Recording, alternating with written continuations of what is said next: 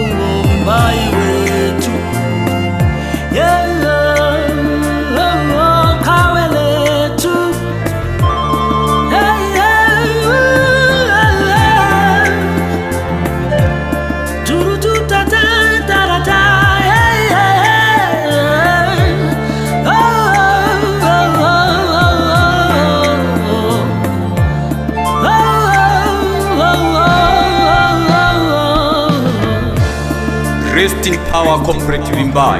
Rest in power, fighter. Rest in power, commander. May your legacy live on. You fought the good fight.